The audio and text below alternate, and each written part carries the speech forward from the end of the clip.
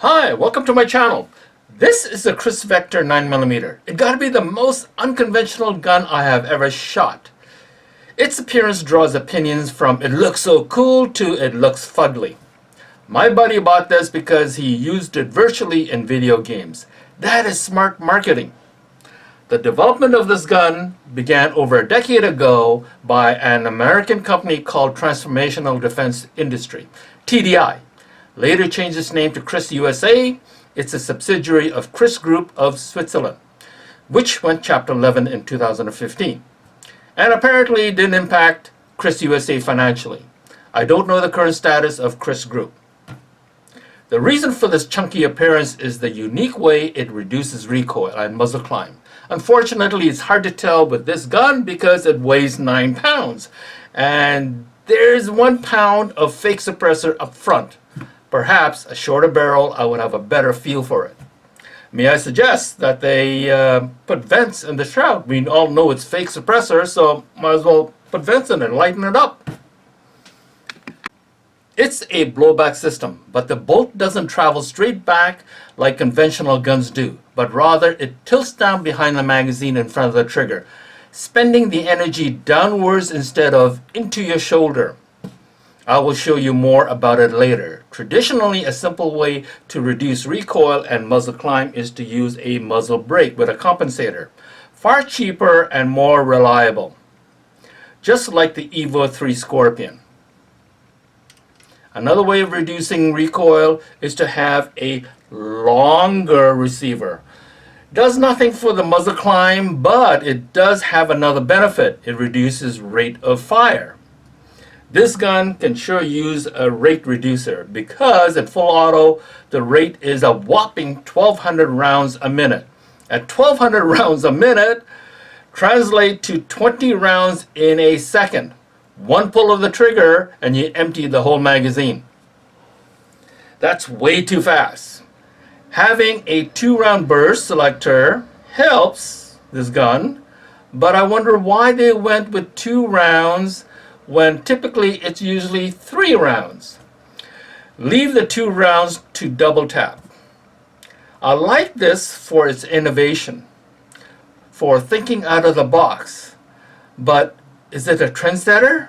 Will it knock the MP5 off its pedestal? Not likely, nor do I think it will die anytime soon. It's a niche market. Okay, let's get some specs out of the way. It comes in 5 different colors. This is a flat dark earth, basically a desert color. It also comes in black, olive drab green, combat gray, alpine white for those who want the stormtrooper look. It comes in 5 different calibers, 22, 9mm, 40 SW, 10mm, and 45 ACP. It comes in 3 configurations, the pistol, the SBR, and the CRB, basically a rifle. Now, the pistol comes in 5.5-inch barrel, weighs in at 6 pounds. And the SBR also comes at 5.5-inch barrel. It weighs in at 7 pounds. Now the CRB, the rifle version, 16-inch barrel, that weighs in at 8.5 pounds. And for the Canadians that come in at 18.5-inch barrel, that weighs in at 9 pounds. The trigger weight is 4 pounds 10 ounces. That's the average. And let's begin with the review. Let's start from the back and work our way to the front. It has a M4 stock, and this stock has a rubber pad in the back that's removable, and you can have some storage, and you press these 2 pads, part of the pads, on either side. Just press them in, and it will hinge up like this. And you have enough space for battery and a little bit of toolkit right there. And then you just put it back the way you undid it. It extends 3 inches in 5 different locations. I'm kind of, although it looks like a hinge here, it is not hinge. It just extends and retract. I'm kind of disappointed because an M4 stock in this funky looking rifle looks out of place. I prefer the original looking stock that's foldable, but that is now become an option. You could easily remove this and replace it with that. but I would have preferred if it was standard equipment. Now, moving along to the sights, they're plastic, and to activate them, you press the button on either side, and they just flip up. And there's a Picatinny rail, 1 foot long on top, and it has ambidextrous selector on either side. And because this is semi-auto, you only have a choice of safe or fire. The grip has again a little storage for your toolkit if you want. Oops, there it goes, right there, and you just simply put it back in. Okay, if I could get that right, that's in. Okay, now this grip and trigger guard, I don't know why it needs this, because this is very similar to the Tavor, which is a cutlass trigger guard. It really doesn't need this part. Now in the case of Tavor or the X95, they just have a little hump on this side. And I don't know why they just couldn't have done that. For those who wears heavy mittens, then you could easily be using this too. Let's continue moving forward. We'll talk some more about the mechanism, but right now this is quite easy to separate the upper from the lower by removing 3 cross pins. And this is where the magazine, the nice thing about this gun, it uses all the Glock magazine, or most of the Glock magazine, I'm not sure which ones. And you have these spots there, you're screwed in for extra rails if you want, and they're on either side. Okay, this is the mag release right here. It's not ambidextrous. And this is your BHO, and this is your charging handle. And I like the charging handle. It's nice and big, and the reason why it's nice and big and it's also foldable is because it's a little bit difficult to charge, and it is a very short travel, about 1.5 inches at most.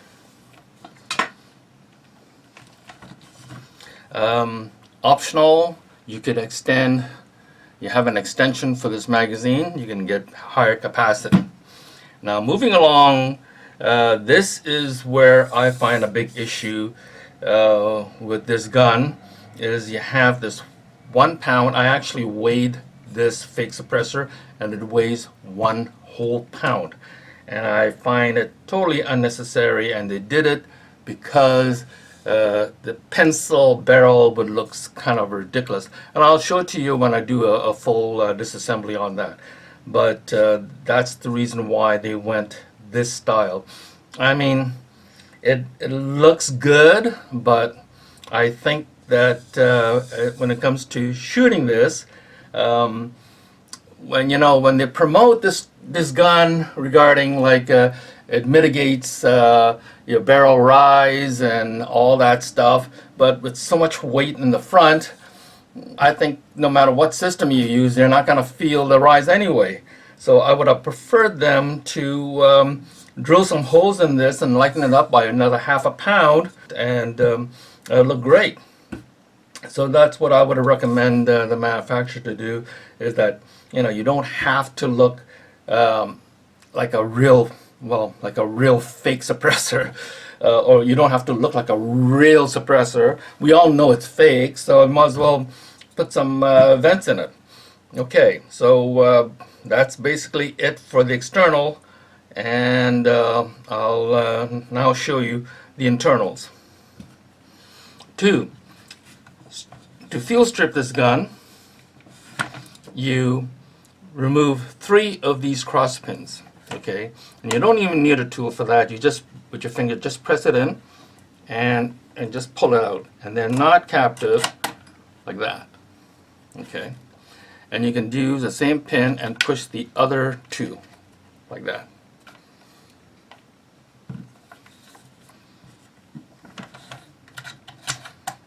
So you have your 3 cross pins. And the nice thing about these pins, it has 2 spring locks on it. So if one fails, you still got the other side. Okay, after you did this, okay, first make sure that your gun is cocked so your hammer is back, and then it'll separate like this. Okay, this is your upper, and this is your lower. Most of the weight is in the lower.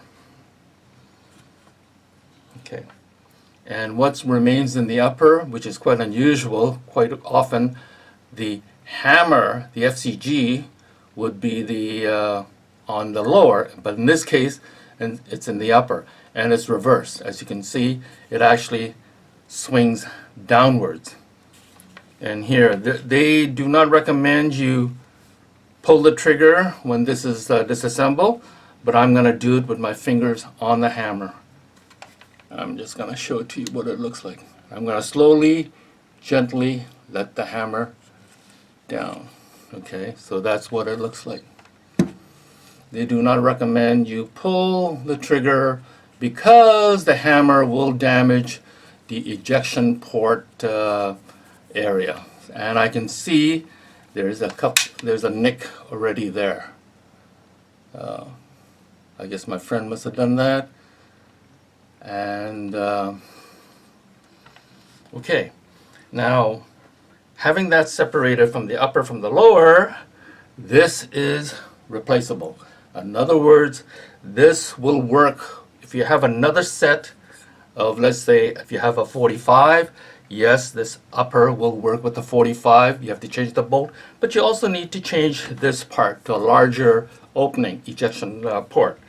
So otherwise, that's the beauty of this stock, this gun, is that you could, the upper and the lower are interchangeable with 4 different calibers: 9mm, 40 SW, 10mm, and a 45 ACP. Okay, now let's put this aside, and I'm going to show you how this Super V recoil mitigation system works. That's what they call it. You can see the barrel is right here, and this is the bolt, and this, they call this a slider. And to remove the slider and the bolt, you push out this cross pin right here. Pull that out. Like that. And when you do that, this slider, as you can see, will start to slide down. Okay. And you can actually see the whole system starting to work right there. And as the slider goes down, you can see the bolt moving rearwards, and then it becomes, once it starts to pass the feed lips of the magazine, it starts to tilt downwards to about this location. Okay, it's tilt in a not a 45 degrees angle, but about, let's say, a 30 degrees angle, about there. And then if you allow it to come all the way out, this is what it actually looks like. Okay, this is a bolt, this is a slider, there's a buffer, and this is recoil spring. They're all made out of metal except for the buffer. Okay, as you can see, it travels about 2 3/4 inches, and here it actually travels, it only travels about 1 3/4 inches back, but it compresses about 2 3/4 inches. So that's the interesting thing, is that when this goes back, it delays the recoil, and it pushes the, because it's transferring the recoil downwards, it delays they call it delayed bolt system. You just hold it upside down and put the bolt in first, and then the rest will just slide in by itself, and then just put in one cross pin. And here I want to show you something. I'm going to show you how it charges. Okay, I'm actually going to even put in a magazine. I want to show you how the bolt hole system works. See, when I put in the magazine, this activates the device. So here it is. I am cocking the bolt back, and I'm going to pull it back. As you can see, it passed the magazine, BHO, and there it is. It's staying back. The BHO is activated. You can see the magazine is right there, and here's the bolt and a slight angle going in. And of course, to release it, and the bolt moves forward. So, the magazine is released by this one button, and it's not ambidextrous. And some people complain, or if they're a lefty and they grab this part, they're gonna release the magazine by accident. Or if they grab it this way, and their thumb will hit the BHO, and the BHO will be released unintended. So that basically concludes the review of this KRISS Vector. I like it. I like the way the funky look of the gun. However, I wish it would have stuck to the original stock and not the M4 stock. M4 is a traditional stock, and now it's becoming more and more traditional. Remember, the appeal was because it looks funky, because it looks fugly, or because it looks cool, whatever it is. That was the appeal. And when they're moving to an M4 stock, they're kind of losing a little bit of that. So I wish they would just go back to the original foldable KRISS Vector stock. So thank you very much for joining me, and please subscribe.